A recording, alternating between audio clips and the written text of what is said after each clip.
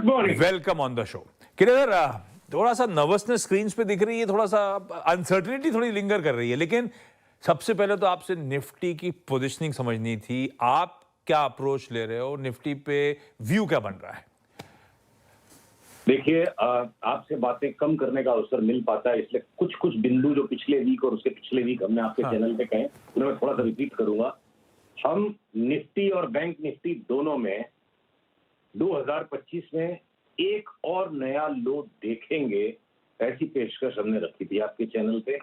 और last 8-9 trading session पे बाजार साइडवेज जाके अग्नि परीक्षा सबके मनों की ले रहे हैं।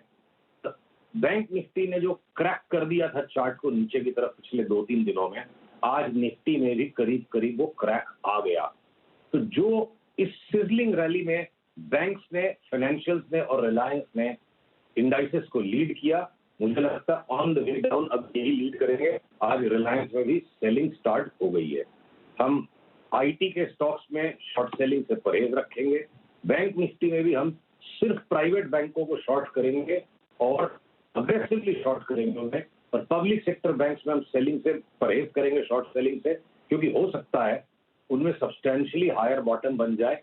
और अगर ये बाजार का एक नया लो आ जाता है, अगर तो रहेगा, देखिए ब्रह्मा जी और विष्णु जी तो हम नहीं बन पाएंगे, तो अगर ये नया लो एक और आ जाता है तो साथ ही बहुत सारी चार्ट इस बात को पॉइंट कर रही है कि ये शायद करेक्शन का या मंदी का अंतिम चरण हो सकता है, जिसके बाद एक तरफा निफ्टी 32,000 की तरफ और अधिकतर लार्ज कैप स्टॉक्स 40-50% की रिटर्न दे दे और दुनिया भर के स्मॉल स्टॉक्स 100-200% रिटर्न भी दे दे।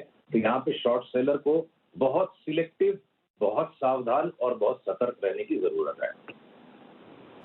ओके, जैसा कि आपने कहा कि आप शॉर्ट व्यू रखते हैं यहाँ पर, और शॉर्ट के लिए भी बहुत सिलेक्टिव होने की ज़रूरत है। जैसे कि आपने कहा कि आप प्राइवेट बैंक्स पे शॉर्ट हैं, बट वो चीज़ आपको पीएसयूज़ पे दिखाई नहीं दे रही है। अदर देन सुशील जी, आपके इस व्यू के मुताबिक जब निफ्टी बैंक कोलैप्स करेंगे, और कौन कौन सी चीज़ हमारे डाउनसाइड को स्पॉन्सर करेगी जहाँ पे एक तर्कसंगत शॉर्ट लेना अच्छा विकल्प है?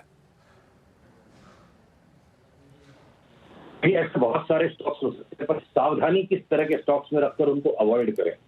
अगर बजाज ऑटो फॉर एग्जांपल मान लीजिए यहाँ से बाकी मार्केट के साथ अगर 10% घट भी जाता है, तो हो सकता है साल के अंत तक बजाज ऑटो 70-80% ऊपर बढ़ जाए। तो ये कैसे पता कि 10% घटेगा, 6% में इसका बॉटम नहीं बन जाएगा? तो जहां सब्सटेंशियली लार्जर तूफानी अपसाइड के पोटेंशियल दिखते हैं, उन स्टॉक्स को हम शॉर्ट नहीं करेंगे। जहां पर अपसाइड बहुत लिमिटेड दिखता है साल भर में, जैसे वोल्टास का स्टॉक हो सकता है मार्केट सेक्शन में 10-15% बढ़ जाए और ओवरऑल वोल्टास अगले 3 महीने में 50% बढ़ जाएगा, तो मैं वोल्टास शॉर्ट नहीं करूंगा, उल्टा लॉन्ग करूंगा। तो आपने जो बोला है कि कौन से स्टॉक्स निफ्टी के साथ ज्यादा घट जाएंगे, तो फोकस देखिए, एक एक सप्ताह में एक एक करके जब आते जाएगा, पूरा भविष्य में आज जान लूं, मैं ब्रह्मा जी बनने की कोशिश कर लूं, वीरेंद्र मैं इतना काबिल कभी बनने की कोशिश नहीं करूंगा। मेरे को बाजार के साथ साथ चलना पड़ेगा। इस वक्त फाइनेंशियल में शॉर्ट सेलिंग का सिग्नल है, रिलायंस में आ रहा है। आपके सवाल का मोटा मोटा आंसर देने की कोशिश करूं तो हमारे यहाँ पे जो परहेज की लिस्ट है, no short selling in IT stocks, no short selling in public sector banks, no short selling in FMCG stocks. 200 रुपए का करेक्शन अगर कोई कारण से टाटा कंज्यूमर दे देगा, तो 200-250 रुपए के करेक्शन में शॉर्ट सेलिंग करके ज्यादा काबिल बनने के चक्कर में 500-700-800 रुपए के ऊपर की चाल छूट सकती है। तो FMCG, IT were late movers, अभी फियर ट्रेड है, अगर तो एफएमसीजी में घूम के पैसा आते रहेगा, तो इन चीजों का हम शॉर्ट नहीं करेंगे। बाकी टाइम टू टाइम एक एक करके सभी का नंबर आ जाएगा, कभी महिंद्रा एंड महिंद्रा का नंबर आ जाएगा, कभी मारुति का नंबर आ जाएगा, टाइम टू टाइम आएगा। इस वक्त आज जो हम इस वक्त बात कर रहे हैं, जो कि बड़े लगातार कॉन्ट्रेरियन व्यू लेते जा रहे थे कि बड़ा कोलैप्स आएगा, और शुरू हो गया। देखते देखते 10% निकल गया, पता भी नहीं चला 5-6 दिन में। आईसीआईसीआई बैंक अगला है जिसके लुढ़कने की चार्ट तैयार है।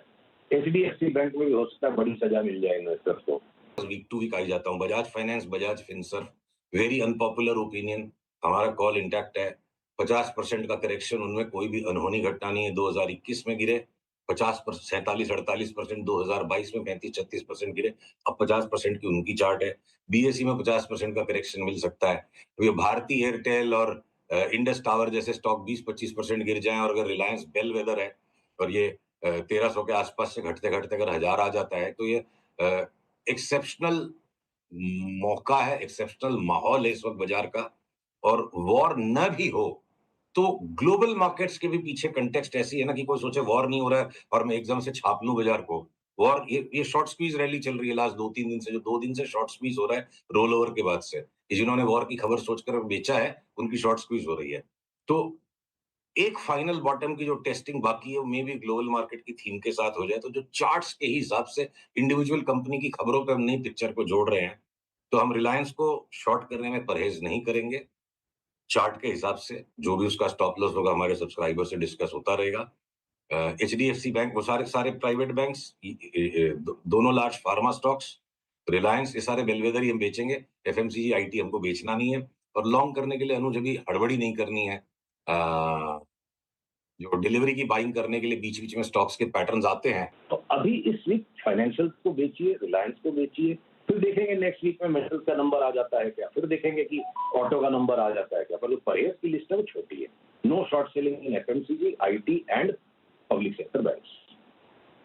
बाकी अच्छा, जहां क्योंकि जिसमें सुशील जी सिग्नल ने आएगा काम करते जाएंगे। हाँ, सुशील जी आपने रिलायंस का जिक्र किया। आई मीन अच्छा सुशील जी, आपने आईटी की बात करी, मैं अवॉइड करूंगा शॉर्टिंग यहाँ पे। आईटी पर आपका मीडियम टर्म पर्सपेक्टिव से या फिर शॉर्ट टर्म, दोनों ही ये जो आपने कथन कहा कि मैं आईटी को शॉर्ट नहीं करूंगा, आपका व्यू क्या बन रहा है आईटी पे? Large cap IT, mid cap IT में आपकी फाइंडिंग्स क्या है इस वक्त? कैसे रेट कर रहे हैं आप इसको? देखिए, इसमें दो बातें मजेदार है जानने लायक। ये जो लीड लैग्स क्रिएट होते हैं वेरियस सेक्टर्स के, देखिए तेजी मंदी घूम फिर के आगे या पीछे सभी जगह पर आती है। पर जो आगे पीछे का जो खेल है, इसी को पकड़ना जरूरी है ट्रेडिंग की साइकिल को पकड़ने के लिए। तो आईटी स्टॉक्स घटे लेट से, इनका बॉटम बना लेट से, इसलिए इनकी रैली भी हो रही है बाकी बाजार के हिसाब से लेट से।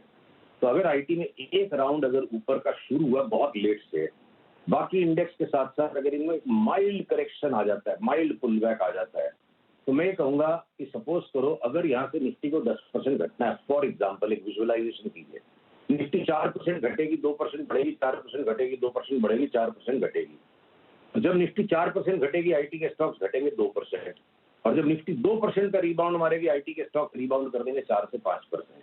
तो इस तरह से आउट परफॉर्मिंग स्टॉक्स काम करते हैं या अंडर परफॉर्मिंग स्टॉक्स काम करते हैं। तो मुझे आईटी के स्टॉक्स में अभी भी अगले महीने 2 महीने में आउट परफॉर्मेंस नजर आ रहा है। इनको पुलबैक्स में लेना है, एफएमसीजी को पुलबैक्स में लेना है। तो माइल्ड करेक्शंस तो ओवरऑल जब बाजार घटेगा तो सभी चीज एक दिन कोई दिन अचानक उठ के देखोगे 50 के 50 निफ्टी स्टॉक डाउन है। डाउन ट्रेंड नहीं मिलेगा मुझे लगता आईटी में, एफएमसीजी में, सब डिफेंसिव हो गए हैं। चलिए सुशील जी, बहुत बहुत शुक्रिया आप इस कार्यक्रम में शामिल हुए। आपसे